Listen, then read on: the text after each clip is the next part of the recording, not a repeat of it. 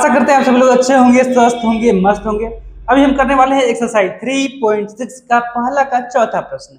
इसके पहले हम लोगों ने तीसरा, दूसरा, पहला कर लिया है, जो कि चैनल पर उपलब्ध है, आप उसको देख सकते हैं। हम लोग करते हैं पहला का चौथा प्रश्न। तो यहाँ पर आप प्रश्न में देख पा रहे हैं 5/x-1 plus 1/y-2 is equal to 2, 6/x-1 minus 3/y-2 is equal to 1। x-1 इसमें भी है, x-1 इसमें भी है, y-2 इसमें भी है, y-2 इसमें भी है। तो हम यहाँ पर सिंपली यहाँ पर ऐसा प्रश्न आ जाए तो पहले तो आपको घबराना नहीं है, यहाँ पर आपको मान लेना है। क्या करना है? मान लेना है।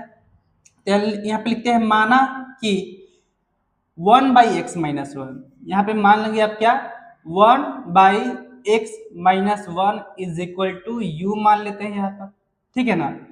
और 1/y-2 इज इक्वल टू भी मान लेते हैं। क्या मान लेते हैं? भी। 1/x-1 को हम u मान लिए, 1/y-2 को हम भी मान लिए। तो यहाँ पर क्या हम ये जो समीकरण है, देखिए समझिए, यहाँ पर 5/x-1 है, तो इसको तो हम लोग ऐसे भी लिख सकते हैं 5/1 इंटू 1/x-1, क्योंकि अगर इसको दोबारा से हम मल्टीप्लाई करेंगे तो फिर यह दोबारा से इस प्रकार हो जाएगा। तो इसको हम u मान लिए, इसको हम u मान लिए, तो क्या हम इसको इस प्रकार लिख सकते हैं, 5u लिख सकते हैं। तो यहाँ पर आगे हो जाएगा 5, क्या हो जाएगा, 5u प्लस 1v, 1 लिखे ना लिखे कोई बात नहीं, 1v is equal to 2, 1v is equal to 2। इसको मान लेंगे समीकरण 1, इसको क्या मान लेंगे, समीकरण 1। उसी तरह इस वाले युग में देखा जाए, समीकरण में देखा जाए, तो ये हो जाएगा क्या, 6u minus 3v is equal to 1, is equal to 1। इसको मान लेंगे समीकरण 2, समीकरण। चलिए अब इसको अगर हम विलोपन विधि से हल करना चाहें, विलोपन विधि से अगर इसको हम हल करना चाहें तो हमें क्या करना होगा, समीकरण 1 में किसके मान को, u को गायब किया जाए या फिर v को। तो v को अगर यहाँ पे हम लोग हटाएं तो हम लोग के लिए आसान रहेगा। तो चलिए समीकरण 1 में 3 से मल्टीप्लाई कर देते हैं, तो यह जो v का मान जो है यह दोनों में बराबर हो जाएगा। तो हम यहाँ पे लिख रहे हैं समीकरण 1 में 3 से गुणा करने पर, 3 से गुणा करने पर, 3 से गुणा करने पर, तो इस पूरे में अगर हम 3 से मल्टीप्लाई कर दें तो देखिए यह क्या हो जाएगा, यह हो जाएगा 5 या 15, 15u plus 3v is equal to 6, is equal to 6। यह समीकरण 1 है। अब नीचे है समीकरण 2, तो ये हो जाएगा 6u minus 3v is equal to 1। तो यहाँ पे ऑलरेडी हम देख रहे हैं कि ये प्लस में है, ये माइनस में है, तो इसको घटाएंगे नहीं, ये ऐसे ही कैंसिल हो जाएगा।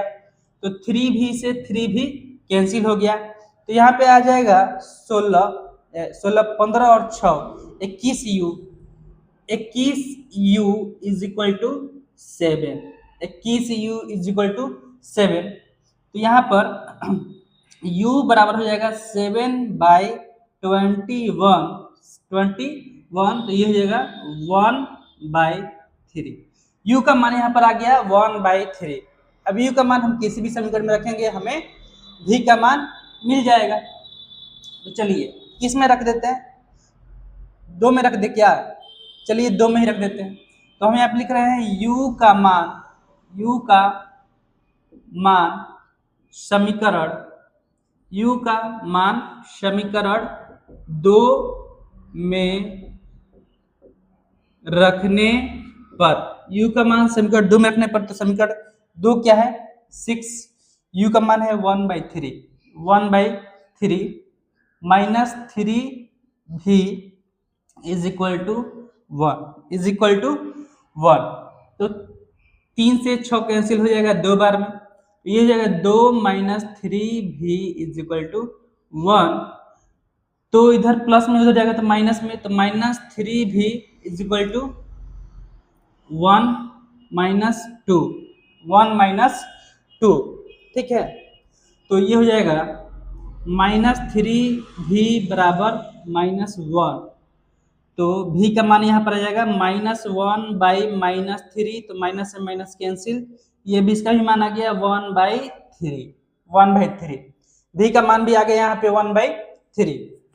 तो हम u क्या माने हैं और v क्या माने हैं, तो हम माने हैं यहाँ पर क्या माने हैं 1/x -1 is equal to u माने हैं, क्या माने हैं u, तो u का मान कितना है 1/3 है, 1/3 है।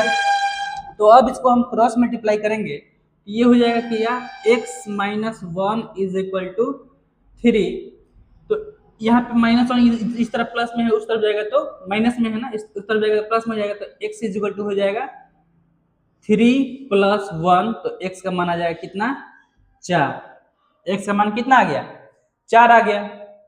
इसी तरह हम 1/y -2 को क्या माने हैं v माने हैं, तो v का मान आया है 1/3, तो ये हो जाएगा y -2 इज इक्वल टू 3।